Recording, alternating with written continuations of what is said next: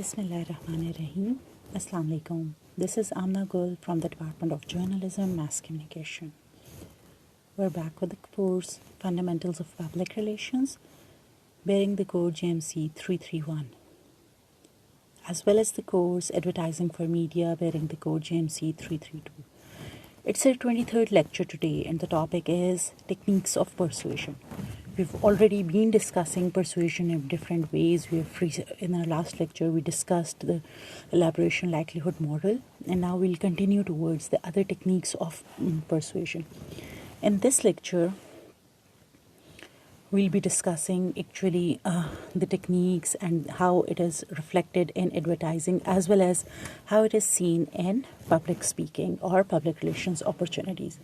See, the persuasive appeal of Pathos is an appeal to an audience's sense of identity, their self-interest, their emotions. Many rhetoricians over the centuries have considered Pathos the strongest of the appeals, though this view of persuasion is rarely mentioned without a lament about the power of emotion to sway the mind. Appeals to our sense of identity and self-interest exploit common biases. We naturally bend in the direction of what is advantageous to us, what serves our interests or the interests of any group we believe ourselves to be part of. Even when advantage is not an issue, writers who belong to groups we identify with or create groups we belong to often seem more compelling. See, we actually kind of find them more compelling if they talk about things that we find ourselves to be group of. So we also naturally find it more persuasive when a speaker or writer who flatters us, especially indirectly, instead of a person who insults us. This is very true for all of us. The skillful writers create a positive image in their words of the audience they are addressing, an image their actual readers can identify with. Who does not want to be sensible or the caring person? The arguer describes. Especially powerful are devices that create an identity between the writer and reader, so that the speaker almost seems to be the audience addressing itself. This is the actual thing which advertisers and public relations experts need to benefit from, that they need to understand the use of pathos for persuading their audiences or their publics. We'll move forward with pathos. Pathos, or the emotional appeal, it means to persuade an audience by appealing to their emotions and personal interests. Pathos is the Greek word for both suffering and experience. The words empathy and pathetic are derived from pathos. A common use of pathos would be to draw pity from an audience. Another use of pathos would be to inspire anger from an audience, perhaps in order to prompt action. Pathos also includes positive emotions such as joy, excitement, or sense of camaraderie. It's important to keep in mind that emotion isn't the same as emotional, and pathos doesn't always have to draw highly charged emotions. Understanding, curiosity, and calmness are all emotions, and these are all ways a speaker or writer may use pathos to appeal to an audience. It all depends on the context of the argument and what the author or speaker would like his or her audience to feel and ultimately obviously do. So this is something very important for people in the advertising agency, for you people, for us all who look forward to benefit from public relations. Modern uses of pathos generally means an appeal to emotions, both positive as well as negative. A rhetor may appeal to emotions that an audience already has about a subject, or a rhetor may elicit emotions. The emotions are all those feelings that so change men as to affect their judgments, and that are also attended by pain or pleasure, such are anger, pity, fear, and the like, with their opposites as well. So actually, Pathos focuses attention on the values and beliefs of the intended audience. So if you know your intended audience, we have already discussed a lot about audience analysis and then audience segmentation and stuff. So you need to keep that in mind when using your different persuasive appeals. Now, emotions are central to our decision making, even if we are not consciously aware of it. If a rhetor desires to persuade a particular audience, then a rhetor must understand the ruling emotions regarding that topic and the specific audience as well. For example, what makes the audience angry or what makes them pleased? Who or what is involved in producing or evoking that emotional state? And why does that particular audience become angry or pleased within a specific context? So actually knowing the answers to these questions, these will help a rhetor better prepare an argument and provide a basis for developing evidence and identifying counter arguments. Pathos appeals can sometimes be overwhelming and dominate an argument because emotions in journal can be overwhelming. When emotions are strong enough, they can overtake logic and reason. Political campaigns are excellent examples of pathos appeals. Political ads often play on the fears and hopes of different demographics.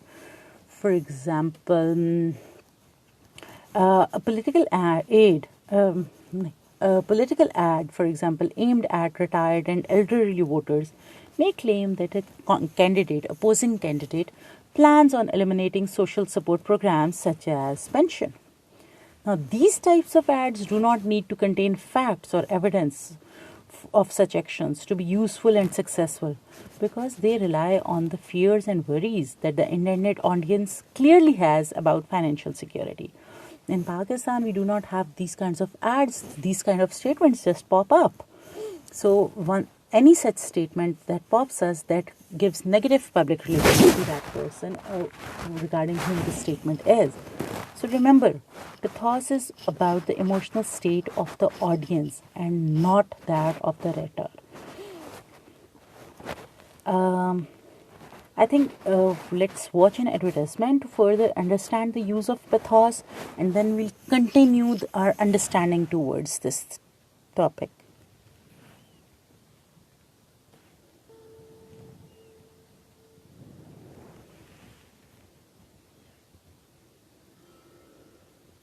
पता है अब्बा मुझे हमारी immigration के लिए हमें देने को आपके पास कुछ भी नहीं।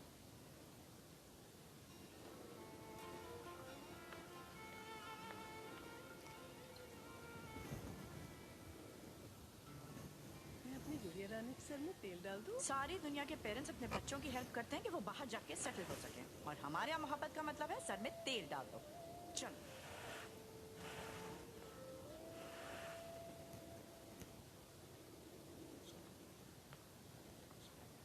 बेटा वो हाँ जानता हूँ, यही कहेंगे ना मैं आपकी इकलौती औलाद हूँ। हम भी चले गए तो आपका क्या होगा? कभी सोचा है हमारा क्या होगा? देखो बेटा,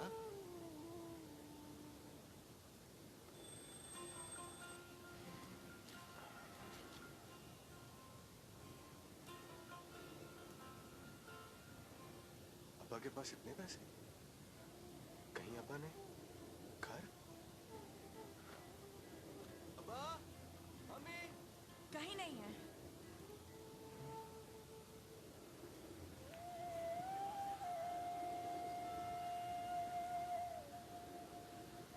अब्बा अपने घर क्यों बेच दी? जहाँ रिश्ते कमजोर हो जाएं, वहाँ घर टूट जाते हैं। ऐसे टूटे हुए घर का मुझे क्या करना है?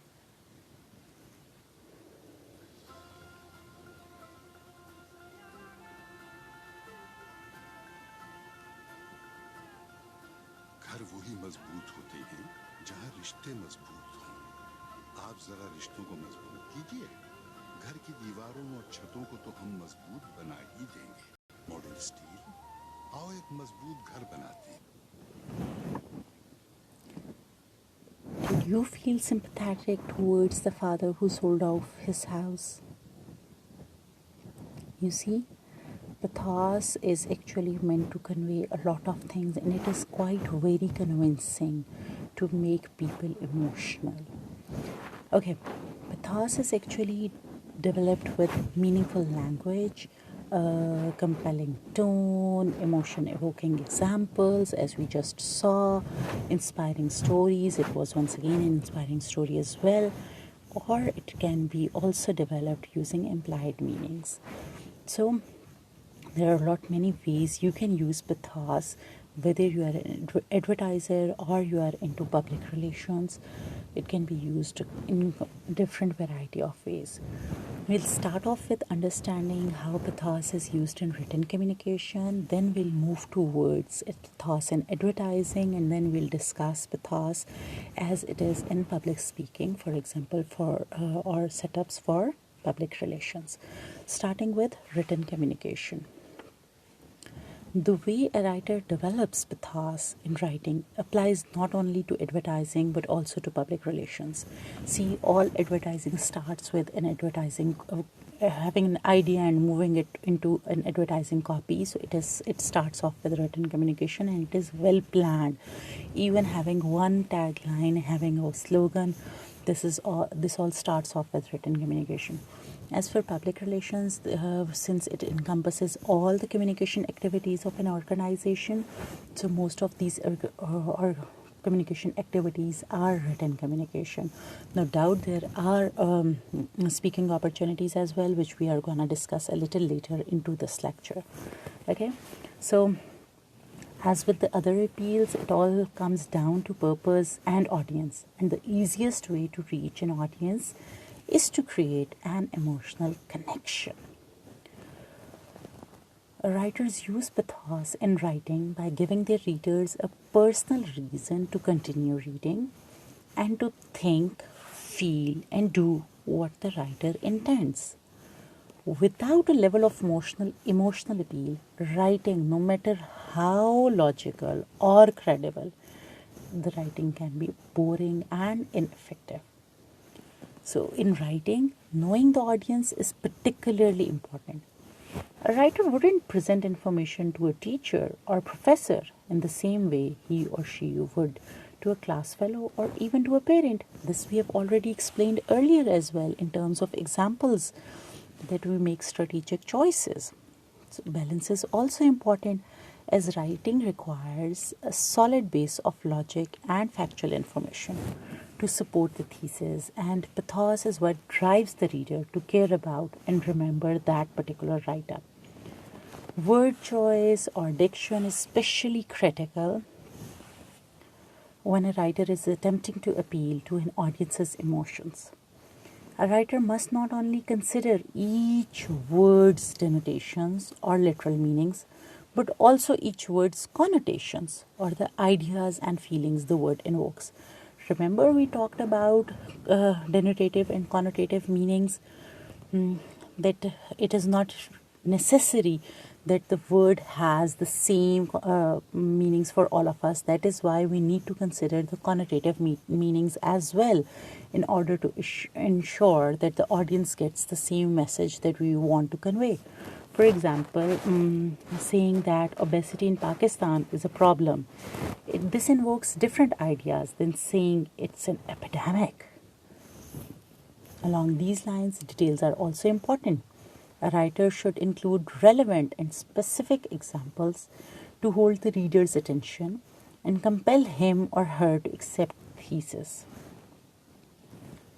The emotions that the words and details in a piece evoke should align with the context of the paper and thesis. If the writer would like the readers to see the subject as a problem and something that requires immediate rebellion, the details and diction in the piece should elicit feelings of anger or concern rather than humor or joy. So once again, you need to plan your choice of words, what kind of words you are using and what kinds of feelings you want to evoke using those words. Then thirdly, organization is also very important. Writers use pathos at the beginning of academic pieces to hook their audiences in by igniting curiosity, evoking concern, drawing sympathy, getting a laugh, or simply sparking interest. This can be achieved with a provoking fact or statistic, a brief anecdote, or even an engaging metaphor or analogy. Beginning a paper with a quote or a question is also a way to appeal to the reader's emotions. However, keep in mind that these are sometimes considered cliché and, depending on the reader, may not be as effective. So, if you know your readers well, if you know your audience well, you can obviously plan your things accordingly. There are so many advertisements that start off by evoking curiosity. They have the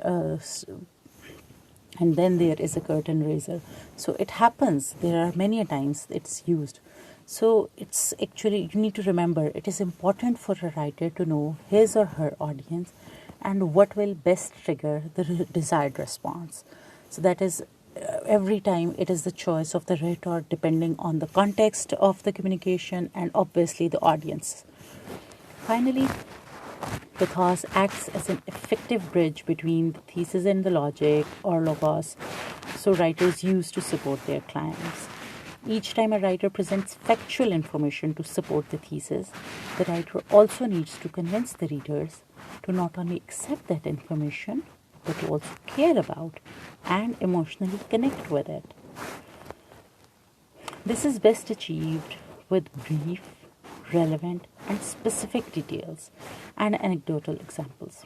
For example, rather than just citing how many children go to sleep hungry each day, a writer can also briefly share a specific child's story or use a rhetorical question to ask the reader to put him or herself into the child's shoes. For example, asking someone that, how would you feel if you had to go to bed daily without having food, without having dinner? So, dependent on that, things change. Telling people some statistics doesn't give them the connection that they need. But evoking their emotions, using pathos, it gives them the emotion and the reality check.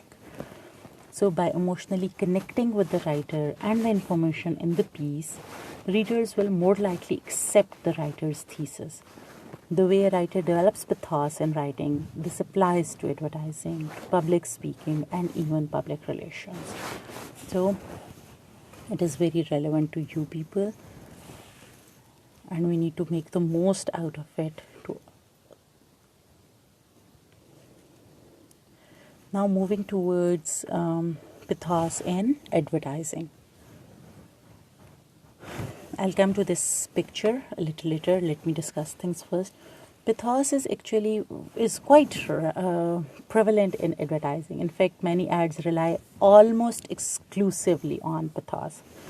Unlike writing, balance is not as important, and some may argue that a heavier dose of pathos over the other appeals is required.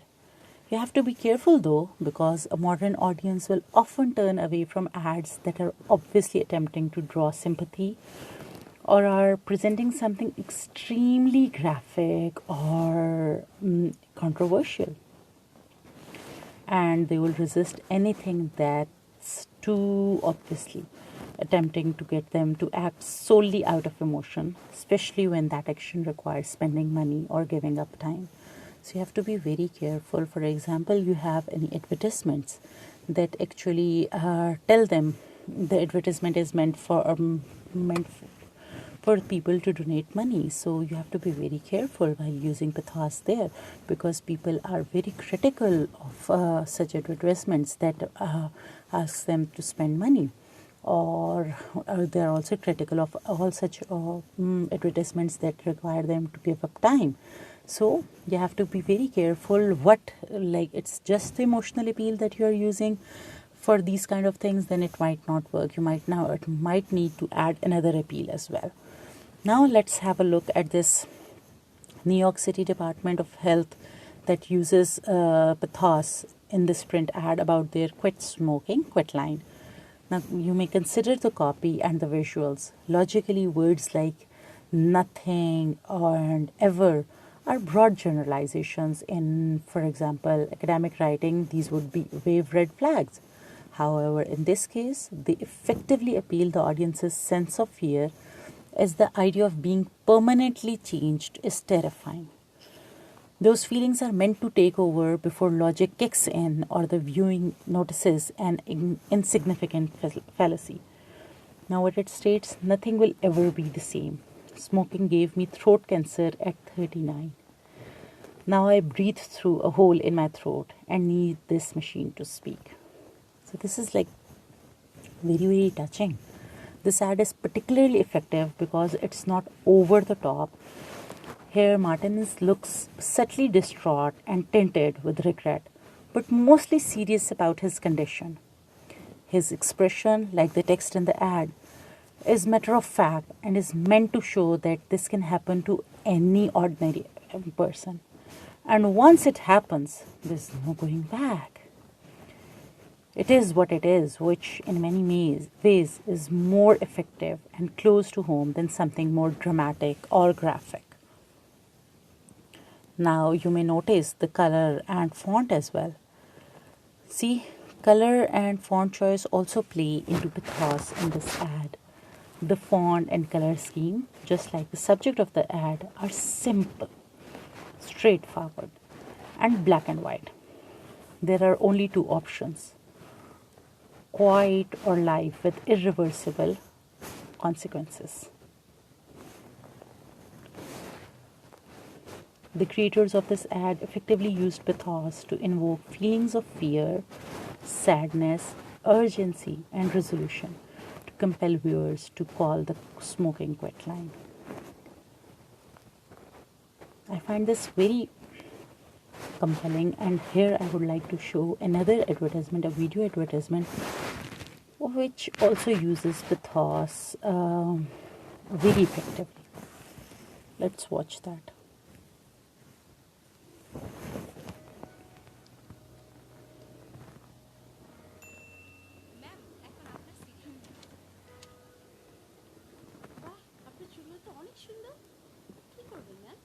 ছোট করব এত সুন্দর চুল চিম করে দিই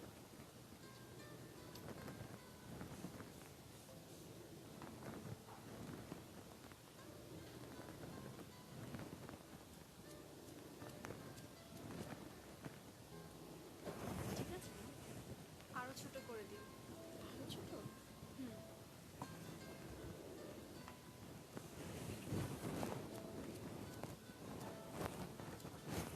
এবার ঠিক আছে মনে হয় আরো ছোট করুন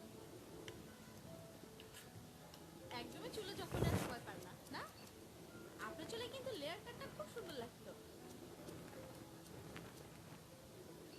এবার ঠিক আছে ma'am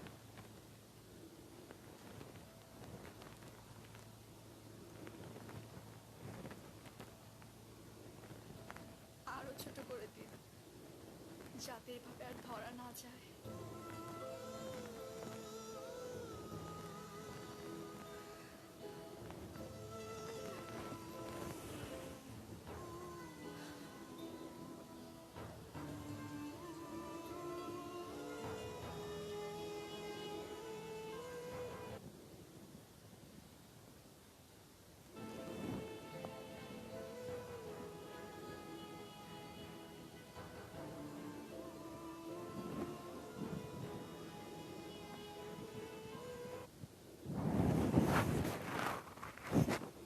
Do you notice how the advertisement used pathos to evoke the emotion for the fear, pity, sympathy, and even some get angry over it, that why such injustice exists in the society. So for that matter, it is a very powerful medium that we have. You can you can make PSAs that can make a lot of difference in the society, and we have already made some PSAs. Similarly, when we'll be discussing public speaking, and we're moving towards that. So once again, there, as I spoke earlier as well, there are so many people who go for humanitarian help, and your use of pathos makes a big difference. Now, moving towards pathos as it is used in public speaking.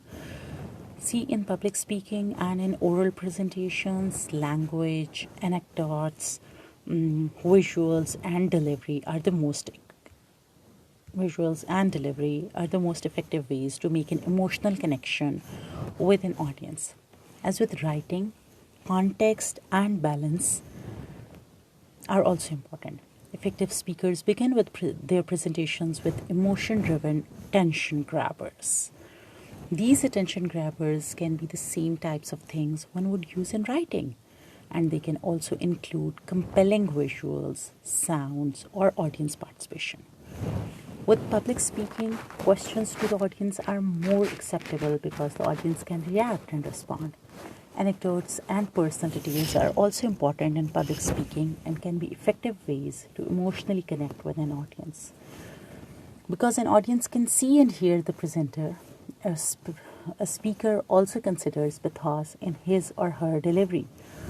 Tone of voice, facial expressions, timing and pauses, gestures, these all can evoke specific emotions and lead an audience to accept what the speaker is claiming. Speakers also use visuals and sound in this way. Consider Martin Luther King Jr.'s "I Have a Dream" speech, which still compels people to feel compassion, inspiration, and the sense of urgency to act against injustices and inequalities. The opening lines immediately evoke a sense of community, camaraderie, and legacy, which are all feelings that lead to excitement and a desire to participate or be a part of something, which is exactly what King hoped and successfully inspired his audience to do. King masterfully uses pathos to lead his audience to literally change history by presenting facts they likely already knew in a way that was emotionally charged and personally important. His audience acted because they felt emotionally connected to King and wanted to continue that connection and the way the speech made them feel. So, this is once again a historically very relevant example of using pathos in public speaking. How can you improve pathos?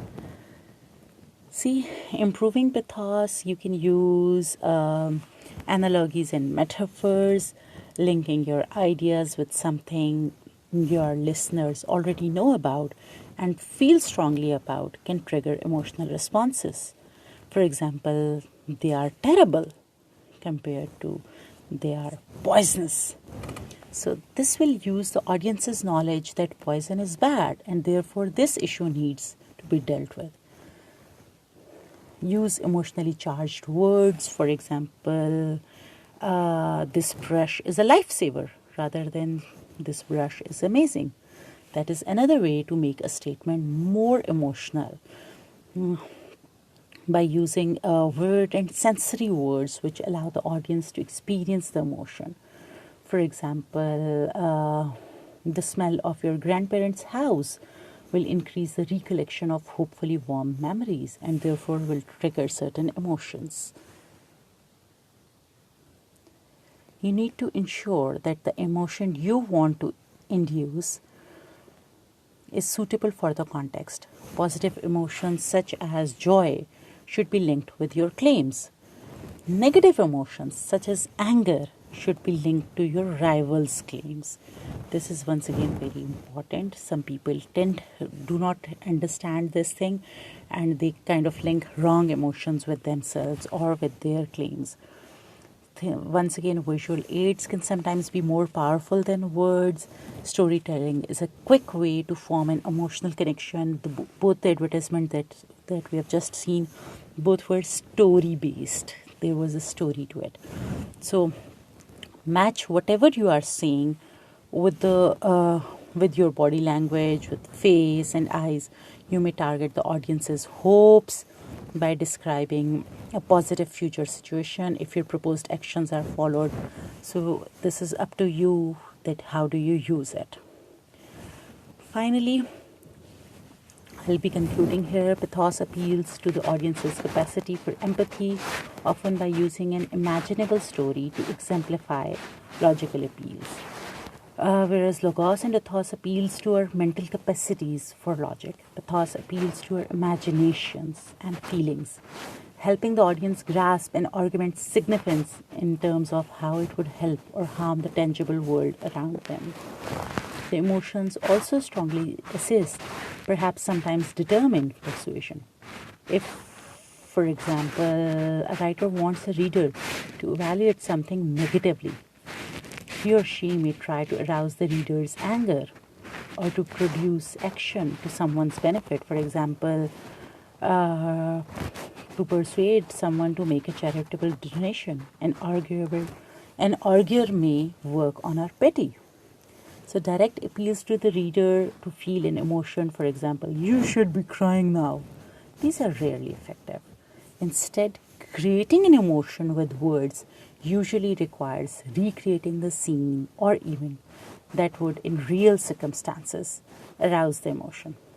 Thus, descriptions of painful or pleasant things work on the emotions. Or the arguer can work on the natural trigger of the emotions. If, for example, we usually feel anger at someone who we believe has received benefits without deserving them, then the arguer who wants us to make us angry with someone will make a case that that person was rewarded unfairly. Having said that, we're done with the topic today. See you next time.